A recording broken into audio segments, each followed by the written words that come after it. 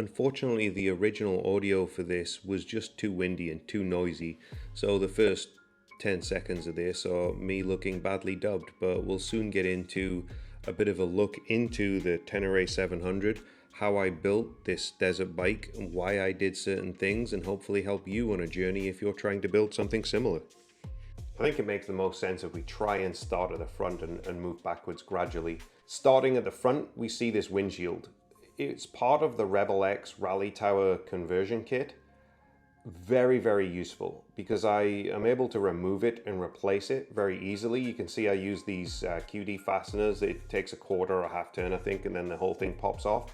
That allows me to keep things like a med kit and tools and whatnot behind it. Don't keep anything heavy really. But the main reason is this piece. It's the ability to use a KTM light. The original Tenere light is about 2 pounds.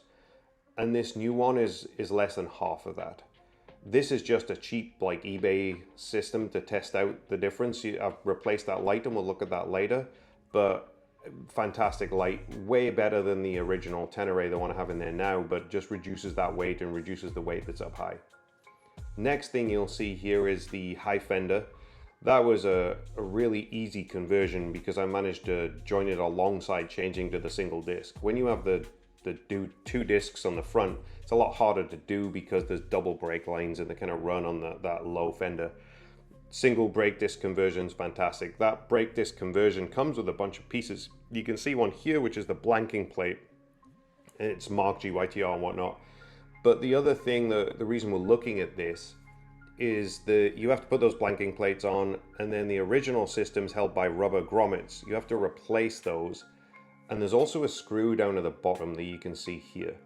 That screw snaps all of the time when you drop the bike. And I drop the bike on rocks, you can see them in the background pretty frequently because I'm always doing something stupid. And it will snap the head off the metal screw and then you're dealing with a screw extraction. I use plastic ones of the same thread. And when the head snaps, you can literally just grab it and pull it out. So that's definitely something that folks with Teneres should consider doing because it just makes life much easier. If we take a look at the single disc conversion, we'll start at the lever, or actually at the master cylinder. It's a Brembo master cylinder. I've put an ASV lever in there, but it looks exactly like the same thing you get on like a KTM 350 or a 500. Don't know what the internal piston sizes are. This is the GYTR kit, but it comes with new brake lines, which you can see here. It comes with those pieces it clamps onto that lower fork guard. And then the disc itself, which you can see here, is made by braking. It's a fantastic system. It is miles better than the OEM twin disc system. Much more controllable. I can feel a lot more. It's just a fantastic system. One of the things we can see here, or not see actually, is the indicators or lack thereof. It's actually an Australian company that creates these indicators that you can pop in and out. It looks like a headphone jack, allows you to have the ability to run indicators or not depending on the terrain, which I love. So they're fantastic. You plug them in and start to work again. The other thing you can see right in front is the bolt that holds the fairing on. I converted 99% of this bike to KTM bolts. Certain ones I haven't, like the triple clamp bolts it came with. I figured that I should probably keep those OEM. But everywhere I can, I've converted it to a KTM bolt system. Primarily because I already have a lot of tools to do that, the T-handle and whatnot, and you get both a socket type connector and a Torx. So it gives me double the ability to work on it in the field, and that's something I wanted. So big plus on that one. Then moving on to kind of the front of the engine area, what we can see here is the skid plate. I believe it's a Carbon Fox from Poland, or it might be the Rebel X. In fact, it might well be the Rebel X based on that sticker. Absolutely fantastic. I really thought that there would be some issues and that the type of ground that I run around on might cause issues or crack a carbon fiber skid plate. It did not. It's absolutely amazing. It's an absolute tank. So really light, really strong, highly recommended. Moving on to the control center as such and the handlebars and the layout. First thing you can see is the brake levers. It ships with the standard, whatever the standard Brembo lever is, and I replaced it. Replace it with the ASV levers because, as you can see, are on open handguards. They're the GYTR handguards. The stock Tenere has a closed handguard system. I'm not a big fan of those. I like the open ones, but the ASV levers move forward and are adjustable. There's a little blue adjuster there that you can see, and it gives me much more control. Looking at the control setup, the handlebar setup there, those handlebars are not stock. That's actually a much lower rise. I can't remember whose it is, either a Carmichael or a Jarvis, because I like my bars to be pretty flat and not have too much of an upsweep. Then if we start at the left, the first controller you'll see on the left is the Rally computer controller. Has a movable like multi-way joystick, so I can pan around the map, pan around the road book. There's a little road book switch down the bottom so I can scroll up and down the road book really easily, and it's right there on my thumb. So I absolutely love that controller. To the right of that controller with the 3 buttons, the 1 red and the 2 gray, is the controller for the trip computer. There's only 1 trip computer in there right now. There's normally 2, but you can actually split the controller and do both. And then to the right of that, the red button that looks like the old school dirt bike start stop button is actually connected to the horn. So I decided I still wanted a horn. Sometimes I go on the road on this and you might need that horn. Here on the bottom right of the picture, we can see the Scott steering stabilizer. Highly recommend a steering stabilizer for anybody that's doing fast work where there may be potholes and ledges and things like that, which is numerous in the desert for sure. The biggest problem I had with this was fitting it to the triple clamp. The GYTR triple clamp needed some custom pieces made up so that I could fit it correctly. I think in future I would actually buy the off the road from Germany. Their triple clamp seems to be much better and is automatically and already built for the Scott steering stabilizer. So just kind of word to the wise there, if you're building one of these bikes and you want a steering stabilizer and you want this one, then the easiest way to do this is the off the road solution. Then as we move around, the rally tower's there. The tower looks a little bit bent because it is, because I had a pretty serious crash in it. But one of the big things I wanted to be able to do was put distributed power in there. So I'm using the F2R power distribution box. It's incredible. It uses the standard connection system, the name of which I don't know, that the trip meter and the rally computer uses. Gives me the ability to power a bunch of stuff. I think they're independently fused. Can tell when it's on. It's got a little green LED. That thing just made life a lot easier. The other thing you can see there actually in the Ziploc bag is a med kit. So the med kit sits there. It's taped in with Velcro. The other thing you can see there is the RAM mount attachments. I'll either put mirrors on that or an Insta360, but I like the ability to swap between devices, GoPros, other cameras and whatnot. All of them fit on the RAM mount, so that just worked out really well into the original perch. Now that we've seen behind the windshield, let's just have a quick look at the front again. So I changed out that original light.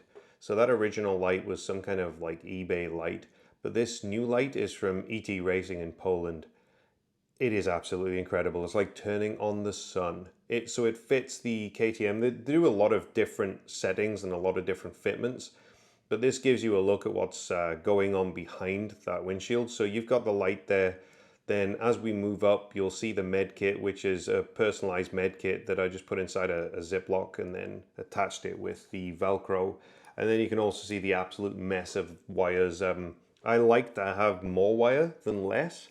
So it's not the neatest thing in the world, but it at least allows me to be able to change things and move things from bike to bike without having to buy whole new connectors. Back to the desert now. But let's have a look at the left-hand side of the bike. I've kept the coolant expansion tank stock, but that cap pops off all of the time. So given that I have slightly more ability to carry coolant now, I may get rid of that expansion tank. I'll see about that as time goes on. I also have, I think it's an R&G engine cover. You can see it's a bit bashed up, and that's because I dropped that bike a lot. So it's done its job. Pretty happy with it. I have the off-the-road carbon fiber shift rod instead of the steel one. There is no reason for that other than chicks dig it. It looks cool, so it's staying, it works. There's an SW Motec shift lever. That's a little bit fiddly to get right and get perfect, but it's really nice when you set it up for your foot size, so I'm really happy with it. The next thing you'll also see is the GYTR sprocket cover. It's actually quite a bit different to the stock one. I changed over on the 2024 bikes. If you want a 520 chain and sprockets front and rear, you actually have to buy a conversion kit. So I did that, and that came with it. So it's a GYTR kit, just ships as a whole solution. I also went down a tooth and give me a little bit more tractor ability, but that's what you see on the left hand side there. The other piece that you're going to see here is the Seat Concepts low seat. The standard seat that the Tenere ships with, at least in the 24, is a two-piece, and an absolute pain, and it's not a particularly good seat. I replaced that with a rally seat, a one-piece, but it was incredibly high, and me being only kind of 5'9", it was harder for me to be able to get a good balance on that bike and to be able to put a foot all the way down. This completely changed that. It's a much, much better system. It's really comfortable, actually. I do most of my riding stood up, but the times in which you are sitting down, and especially on the road and whatnot, it's incredibly comfortable, and I've used it for multiple hour rides in that fashion. The other piece you can see there is the handle on the rear. The rear of a Tenere is pretty slick unless you install those handles. So if you want to lift the bike up or manhandle the bike or kind of move that back end, those handles make a big difference. So there's a bunch to look at here on the other side of the bike. First thing you see is the wheel. The wheel is a much thinner than stock wheel. It still does have the cush drive, so it's still really nice on the road and nice to pull away.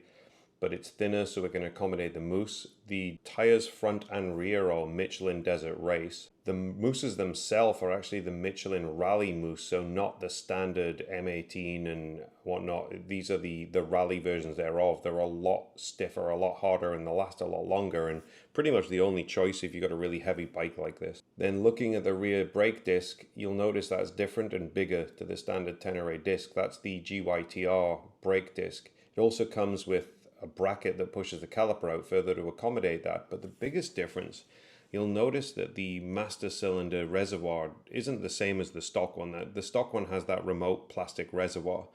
This one is a one-piece unit. It actually, I believe, is straight off of a YZ450. And Manny at Rebel X was able to give me a conversion bracket that allowed me to put that in the original mounting points, but it transforms that rear brake. One of the biggest complaints you hear about the Tenere is the rear brake not feeling very good. This thing is fantastic. Very progressive, not much movement required to lock up the rear brake, which I actually like because I want that, but you can really feel the pathway there, so it's fantastic upgrade to any Tenere really. Of course, it can't be used with ABS. There's no ABS on this bike, so if you're going to do it to your own bike, you'll need to fully strip the ABS. Next piece to look at is the exhaust. That's the Acra full titanium system with the headers, the decat headers, and everything's titanium front to rear. It sounds fantastic, sounds absolutely wonderful. It does need a tune, especially alongside the air filter. So I have the GYTR air filter, which is much larger box, much larger aperture to get air in. And you really need the bike to be tuned or have the GYTR ECU in order to not run lean. So that's absolutely worth it. If you're not doing a full GYTR conversion and not using their ECU, then two-wheel dyno works in the US are absolutely amazing and do a great job on the Teneres. Moving more towards the center, you'll see the pegs. The pegs are the Raptor titanium pegs, made in England, so I love that. And fantastic pegs, very, very grippy. Be a little bit harsh on the bottom of your boot, but I run CDs, so I can change the sole of the boot. It's not really a problem, but I like them for mostly all conditions because they're very sharp. They grab the bottom of the boot and they allow you to be very firm on those pegs. So the right hand side engine cover here has been fully replaced by this piece from Off the Road in Germany. It has a significant advantage over the standard system, which is that I have a different set of bolts. You can see I kept them silver here to remove the clutch cover and be able to swap out the clutch in the field. I can literally just lie the bike down on the opposite side, pull the clutch cover off, put a new clutch in if anything happens to that clutch. Right now there's an SBS carbon fiber clutch in there and I've not managed to destroy it, but I am good at destroying clutches, so this gives me that ability to do that in the field and very easily. The black bolts there are to actually keep the cover on. On the standard stock system, it's really hard to change that clutch out without fully draining the coolant, and that's not needed on this system here. Speaking of coolant, you'll notice that it has red coolant lines. Stock system are black and they're hard lines, so if you drop the bike onto this side and happen to hit like a rock sticking out or something like a ledge, it'll actually crimp those lines And the lines are also internal diameter thinner than the lines that have replaced it, these red ones here from Rebel X. That means I get more coolant in the system, they're more pliable. If I drop the bike, it'll deform and then reform back to its original shape. Gives me a lot better system to work with, gives me a lot more reliability in the field. So here's the thing that really transforms this bike, the thing that makes this bike what it is and makes it so much better than everything else.